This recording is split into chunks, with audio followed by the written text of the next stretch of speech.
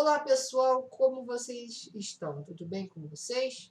Bom, estamos aqui para mais uma aula de Sociologia e na aula de hoje nós estaremos dando continuidade à matéria de semana passada, que foi sobre relações de poder na sociedade contemporânea. E na nossa última aula nós falamos, ou melhor, demos uma introdução sobre o que é Estado, sobre o que é povo, o que é território, o que é governo, e o que é soberania e o que é o Estado-nação, o Estado plurinacional, enfim. Agora, nós vamos falar um pouco mais sobre os tipos de Estado que se constituíram ao longo da história. E na aula de hoje nós vamos falar sobre 3 tipos de Estado, né? E aí, na sequência da próxima aula, estaremos fechando essa parte de relações de poder na sociedade contemporânea e falando sobre mais 2 ou 3 tipos de Estado, certo? Então, vamos começar a nossa aula falando sobre o Estado absolutista. E aí, basicamente, né, vamos relembrar um pouquinho de história. Como é que funcionava o Estado absolutista? Nós tínhamos aqui o rei, que é a figura do monarca, e abaixo dele, como questão de sustentação política, o clero,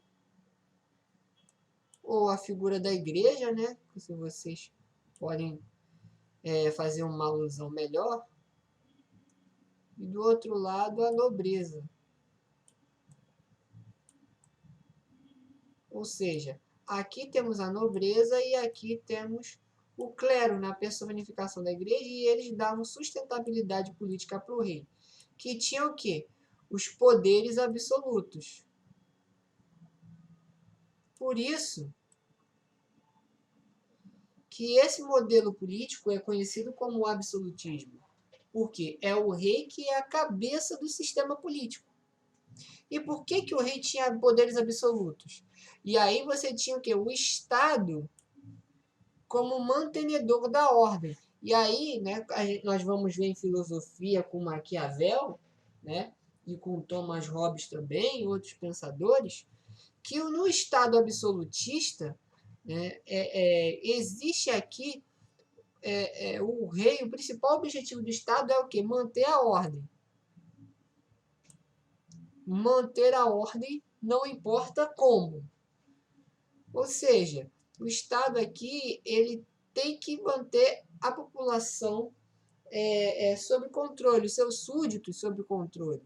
E no absolutismo é o rei que personifica a figura do Estado.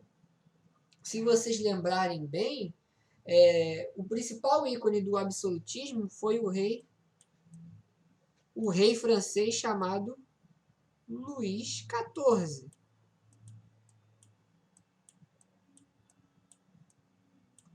Luís XIV, na sua famosa crônica, né, L'État c'est moi, ou O Estado Sou Eu. Né? Isso sintetiza como é que era o regime de um Estado absolutista. E por que o Estado, o rei, ele tem poderes absolutos?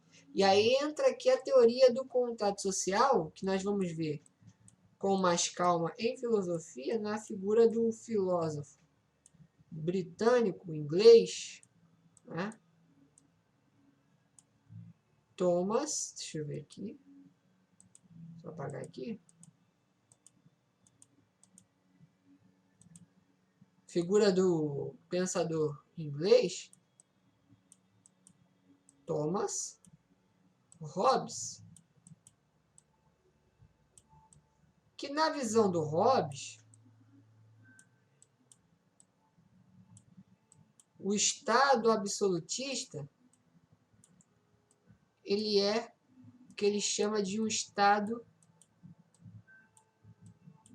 Leviatã. Leviatã é o nome de um monstro poderoso na Bíblia, né? E daí é que ele tira esse nome que dá título para o seu principal livro, que é o Leviatã. Por quê? Porque Thomas Hobbes ele vai acreditar que o Estado ele tem essa característica pelo fato de que o rei ele precisa ter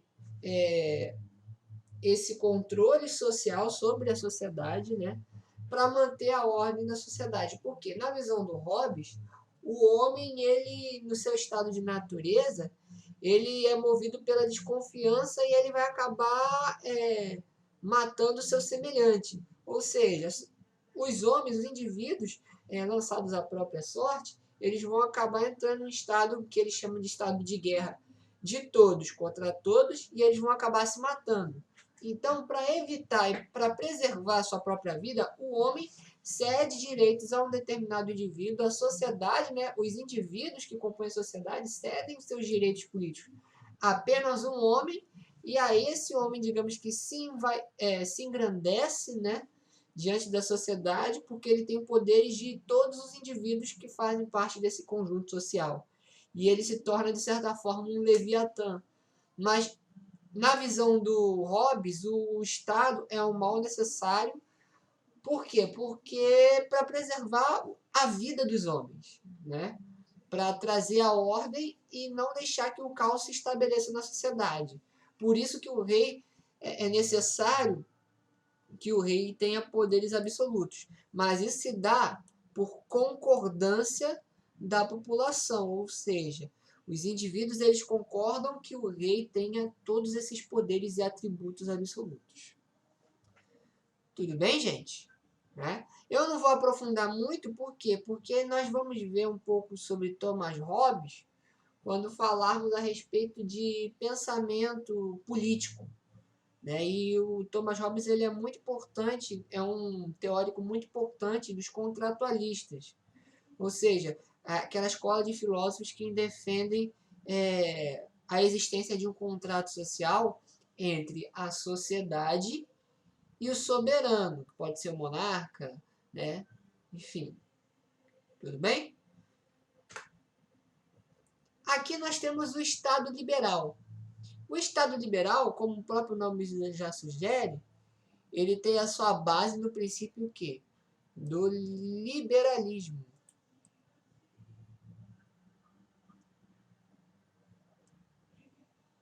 E aí o liberalismo ele tem a vertente econômica, né? Ele tem a política econômica, a vertente econômica, mas ele também tem a sua vertente política.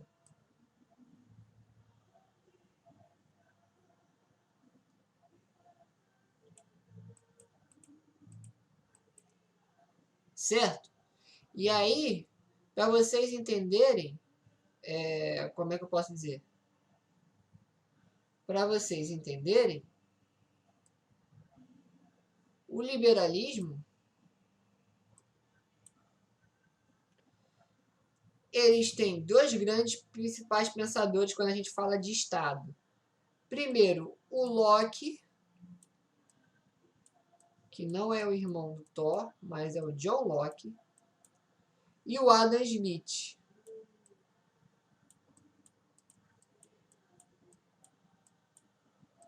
O Locke está pautado mais no pensamento político e o Smith no pensamento econômico. Mas, enfim, qual é a contribuição do liberalismo para a formação do Estado? Nós temos aqui a soberania popular, né, onde, graças a essas propostas liberais, nós temos a inserção do povo, da população, né, da maioria da população na política. E isso se reflete muito nos princípios da Revolução Francesa, onde tem que os princípios da liberdade, igualdade e da fraternidade. Né? O povo ele começa a ter a participação, uma participação popular, né, nas decisões políticas. E aí eles têm, o povo, como consequência, eles ganham também representação política. Deixa eu mostrar uma coisa para vocês aqui. Aqui, como vocês podem ver, essa pintura é baseada na Revolução Francesa, cujo nome desse quadro, Diodine de Lacroix, chamado Liberdade, a Liberdade Guiando o Povo, né? E vocês podem ver que você tem um exército aqui atrás e quem está guiando o povo é uma mulher com um barrete frígio, né? Com uma espingarda na mão, como se estivesse pronta para a guerra e com os seios nus, né? Você tem uma grande, como é que eu posso dizer, um grande simbolismo nessa imagem. Primeiro, se você perceber ao fundo, você vai ver aqui atrás, ó, a Bastilha, ou uma cidade, mas parece uma fortificação, que eu acredito que seja a Bastilha, né? Várias pessoas mortas aqui na guerra, mas muitas pessoas aptas para lutar, né? Então a liberdade ela tem esse toda essa aura simbólica em torno dela, a ideia de liberdade, né? Do liberalismo. E, o princípio e os princípios do liberalismo têm muito a ver com essa sensação de liberdade, de algo que não existe mais nenhuma amarra. E eu vou explicar por quê. Por quê? Como nós falamos anteriormente, nós temos a soberania popular, onde o povo ele passa a ter uma voz e ter direito de representação política, né? E aí nós temos alguns aspectos como o voto.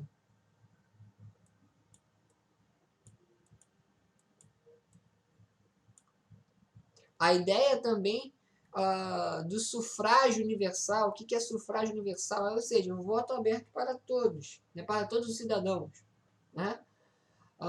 Você tem, por exemplo, o direito de votar em determinado partido, de ter representatividade política, né? É uma das expressões da soberania popular, né?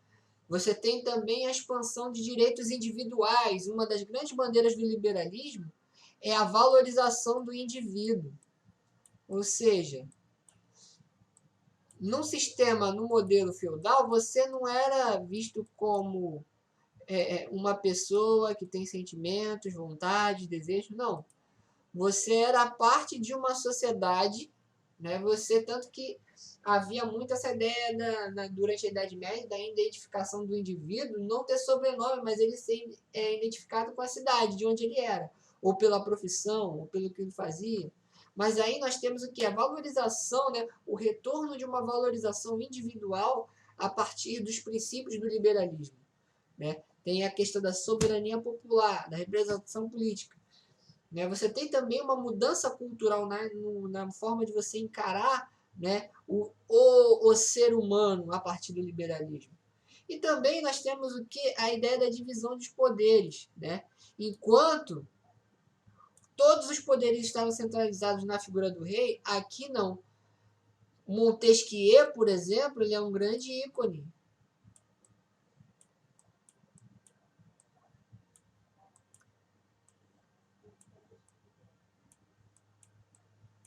Montesquieu, Barão de Montesquieu, ele é um grande ícone na divisão dos poderes, porque ele quem promove a divisão do poder de poder legislativo, executivo e judiciário. Ele faz essa divisão, porque Montesquieu ele concebia da seguinte maneira: o poder ele não tinha que ficar na mão de uma só pessoa.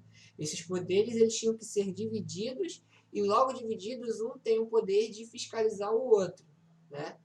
E, além disso, nós tínhamos uma liberdade econômica, porque o princípio do liberalismo ele está pautado também na não intervenção do Estado em assuntos econômicos. O trabalhador, o trabalho, ele é algo individual, né? Olha aí o individualismo de novo.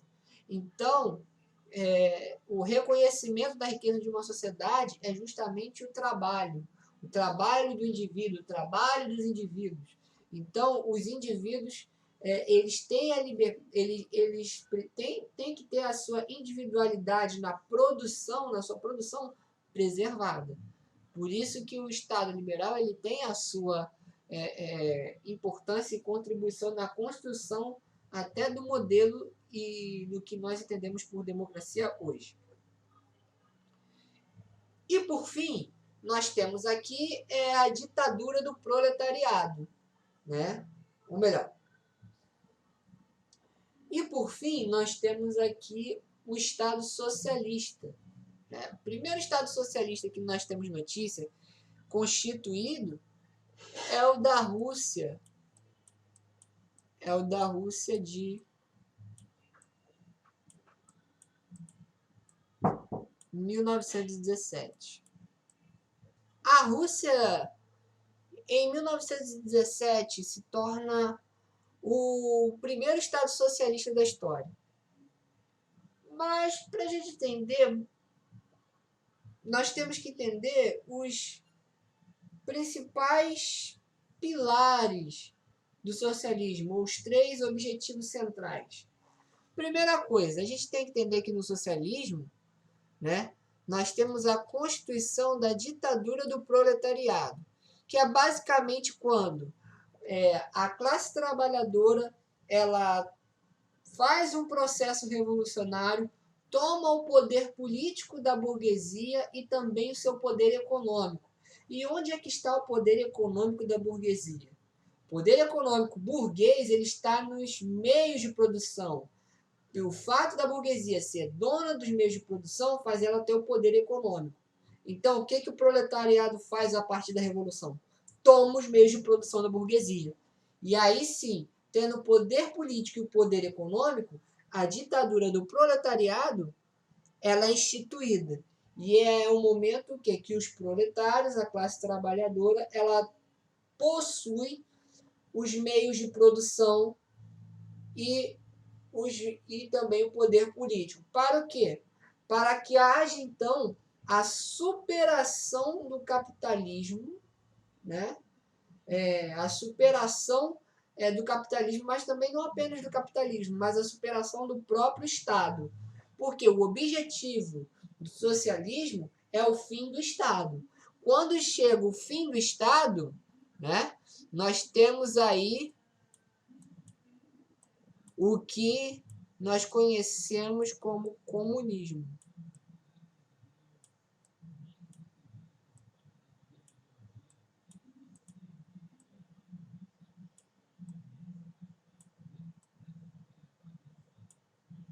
Que, no caso, o comunismo seria uma defesa de uma sociedade sem Estado, onde a organização, as pessoas se organizassem a partir de cooperativas, né? Ou seja, a cooperação entre os indivíduos seria mútua e cada um trabalharia de acordo com a sua necessidade e de acordo com aquilo que o indivíduo precisa, né? Mas até chegar ao comunismo, o Estado socialista ele vai o quê? Fazer algumas medidas, né? Até superar o capitalismo, que um objetivo de um Estado socialista, pelo menos em teoria, seria o quê? A transferência de riquezas da burguesia para as massas, né? Para as pessoas, né? Para os trabalhadores. Porém, na prática, o que nós vimos ao longo do tempo foi o quê? A constituição de uma pequena classe burocrática que assumiu o poder e que se manteve no poder por anos e anos e anos, né? Isso aconteceu na Rússia, que depois virou União Soviética, né? Isso aconteceu em outros países ali do leste europeu. Enfim, é basicamente o que acontece nos países comunistas ao redor do mundo. Há um processo revolucionário, né, apoiado pelas massas, só que acaba-se uma classe burocrática tomando o poder e se mantendo e se perpetuando no poder e mudando e passando o poder entre elas, né?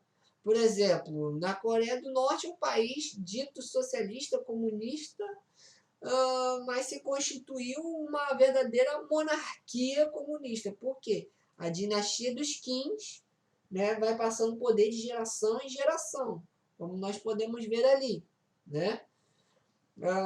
Você tem na China uma ditadura de partido único. Em Cuba também, uma ditadura de partido único. Vietnã também, né? Ou seja, essa fase, na prática, o Estado socialista ele acabou se revelando uma grande contradição contra o próprio princípio do marxismo, né? A própria União Soviética foi uma contradição. Então, nós temos esses princípios dentro do socialismo, onde, basicamente, você tem uma certa transferência de riqueza, você tem uma planificação social, ou seja, um processo de equalização, eliminação das classes sociais, pelo menos em parte, né, porque ainda existe uma burocracia que se mantém no poder, uma classe, né, de burocratas que se apossam do poder. Então, isso contradiz até o próprio princípio do marxismo, que diz que prega o que? A eliminação das classes. Só que, na prática, percebemos que se existe uma classe, né, maior do que as outras, que é a classe que está no poder. Né? Então, essa é uma grande contradição do próprio princípio do socialismo científico. Né? Basicamente, esses são os princípios dos estados, né? Nos vemos na próxima aula e qualquer dúvida me acione. Né? Estou aqui pronto para resolver as dúvidas de vocês. Façam os exercícios, estamos avaliando, né? E estamos vendo tudo, né? E isso também vai ser muito importante para a avaliação de vocês, todas as tarefas que vocês fizerem. Ok, gente? Um grande abraço a todos e até a próxima.